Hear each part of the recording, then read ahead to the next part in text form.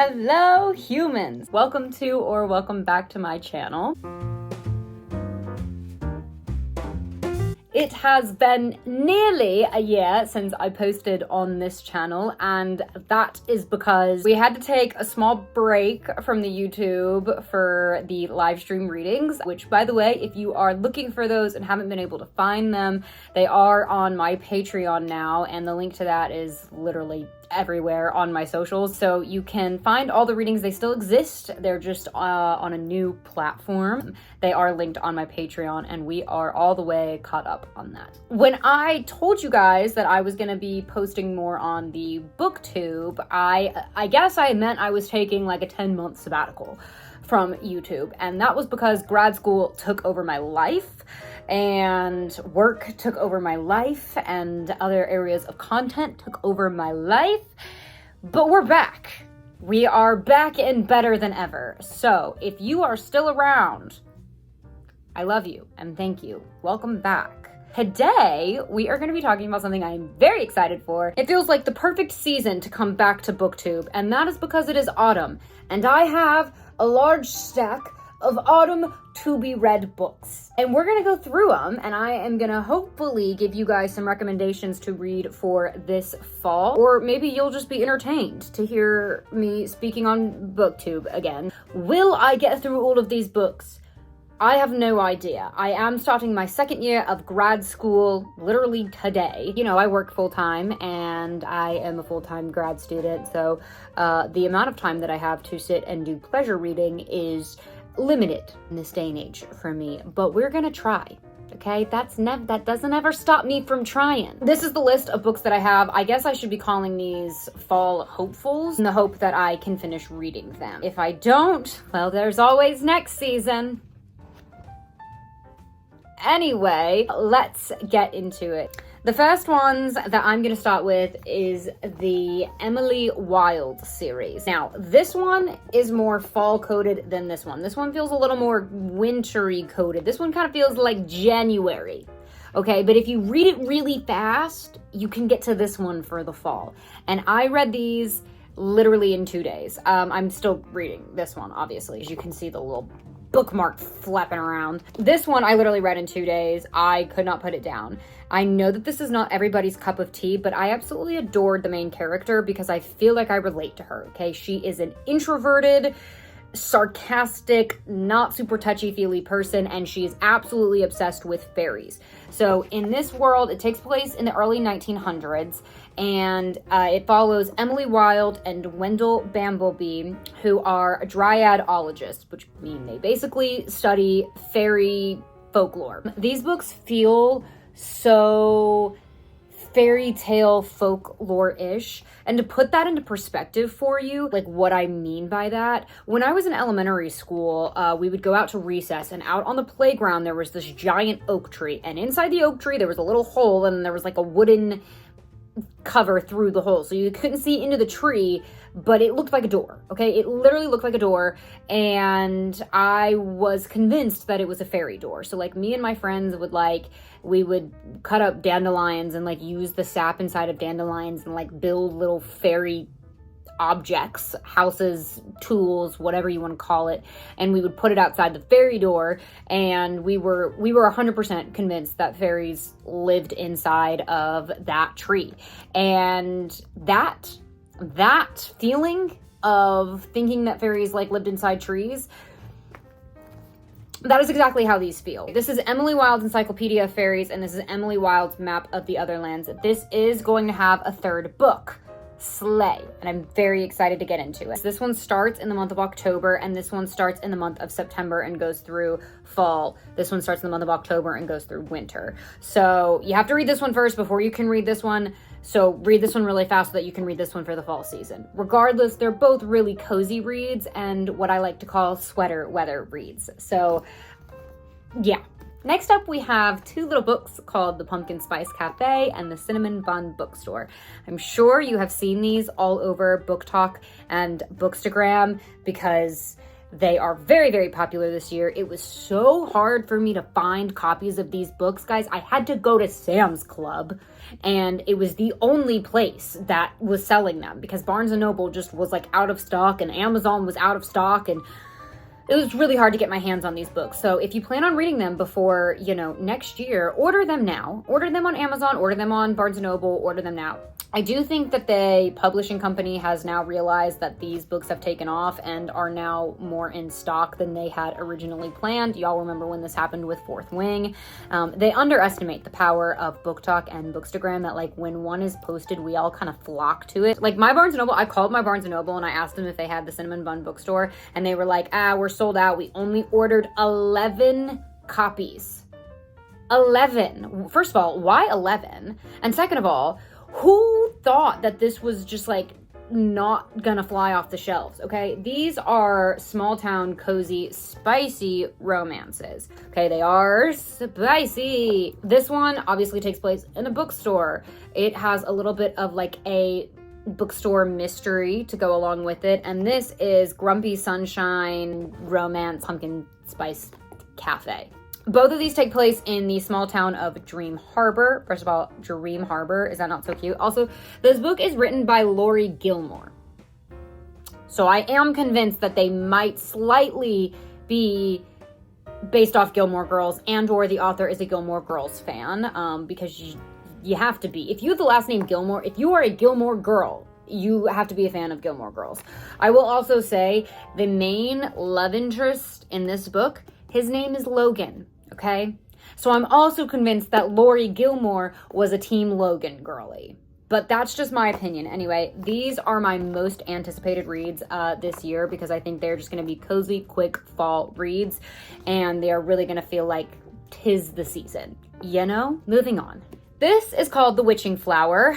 There is a new cover for it that came out, so I will show it here. This is a fantasy romance. This follows Gideon, a dark warlock, and Evie, who is a witch. But she doesn't know that. She has to figure that out. She has to save her town from a devastating curse, and we have to get Gideon from the dark side back to the light side. And you know what? I bet that happens through romance. What I will say is, this is the dedication. If this sounds like something you would enjoy, read it. For those whose souls long to exist in a perpetual autumn, who wish to walk hand in hand down small town streets with a man who would light the world on fire for you and cuddle you while watching it burn.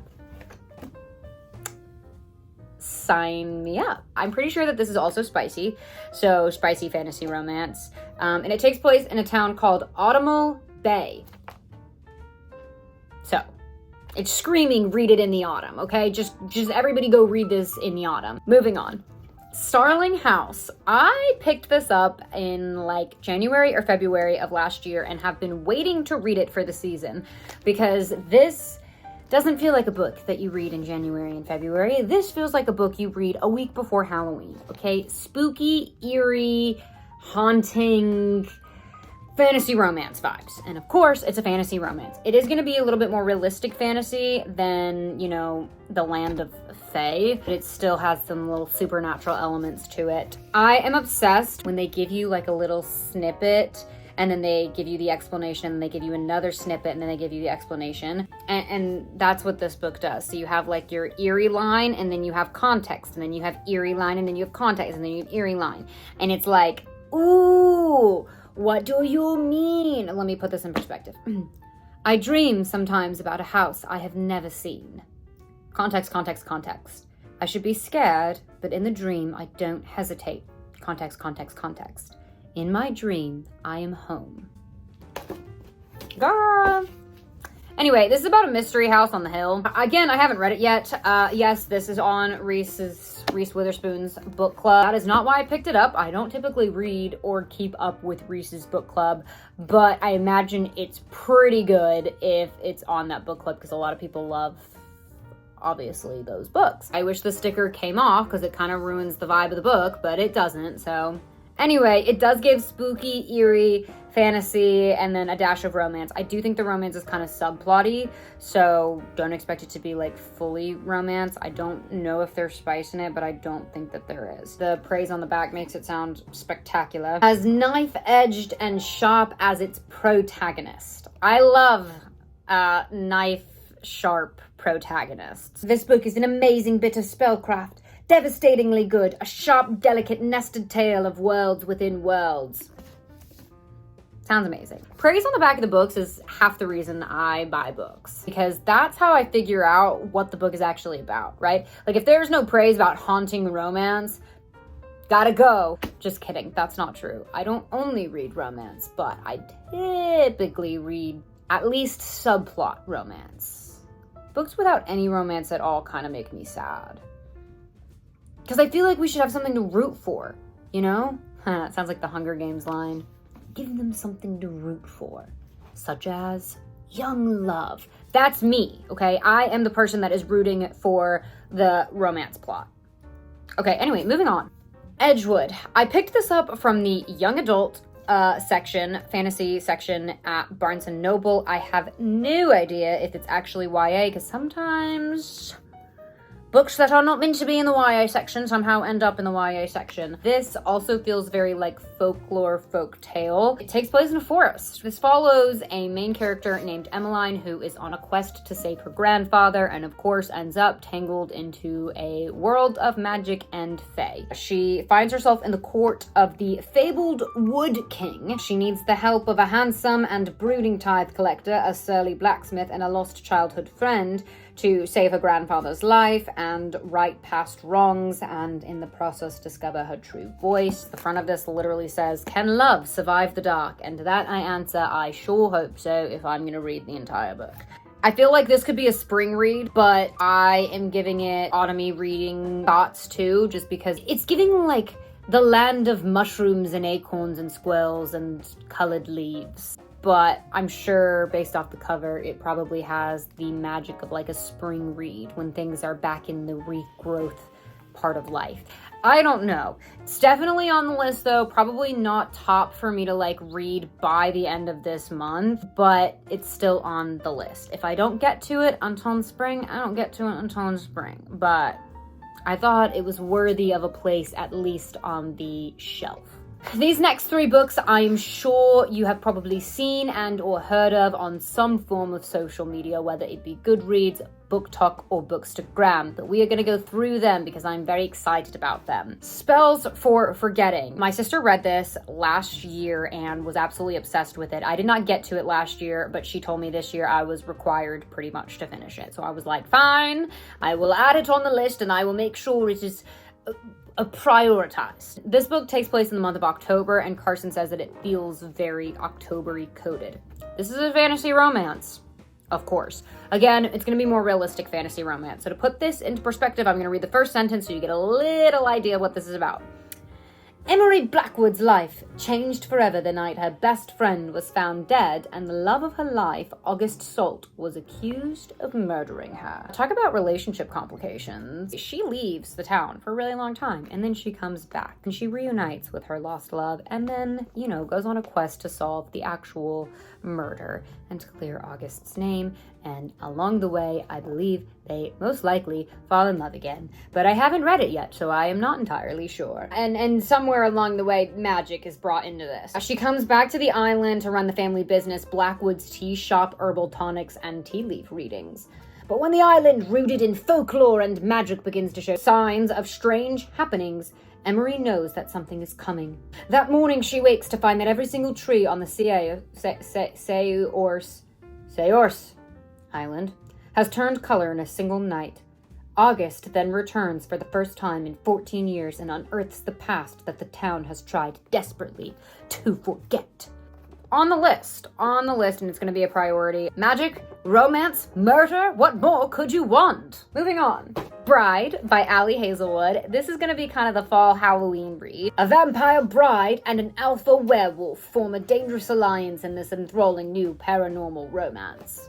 Do you guys ever see on TikTok or Reels or like Snapchat the short reel movies where it's like an alpha werewolf billionaire male who ends up with like this beautiful, unassuming woman. They're short clips. They're only like 2-minute clips, but they add up to make one movie. Have y'all seen the clips for that? Like, do y'all know what I'm talking about? The plot and the acting is like so bad, but you can't stop watching it every time the ad comes up onto your feed. And they always end it right before it gets like really good and you're supposed to have like some twist in the storyline, and then it's like, pay for our service so you can watch the rest of this very average short movie.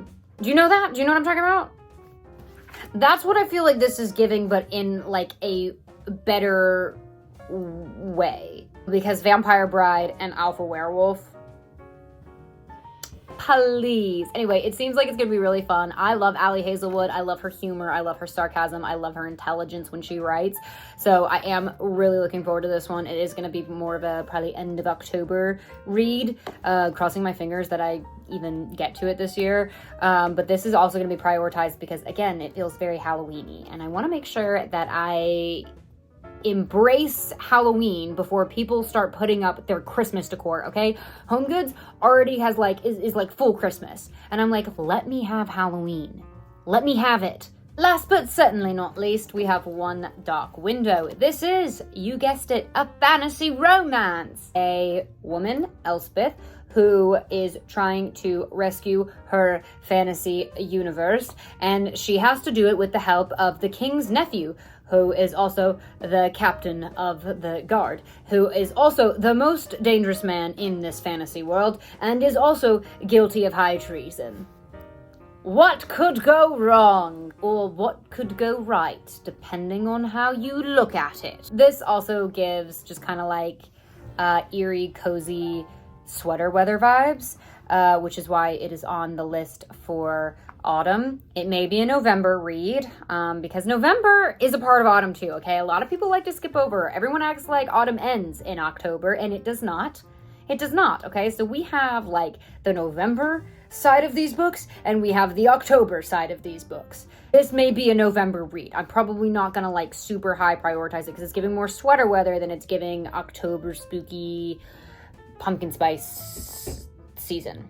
Does that make sense, or have I just like organized these in my brain in a very incoherent fashion to anybody who hears me speaking about it? It works for my brain. Hopefully I have explained it in a way that works for your brain. That is the end of my current autumn to be read. I am a mood reader, so the second that a new autumn book pops up within the next 2 months, I will probably latch onto it and throw it somewhere on this to be read. But for now, that is what we're working with. Will I get through all of them? We don't know. Am I gonna try? Absolutely. This list of books is on my Goodreads under a shelf titled Autumn TBR.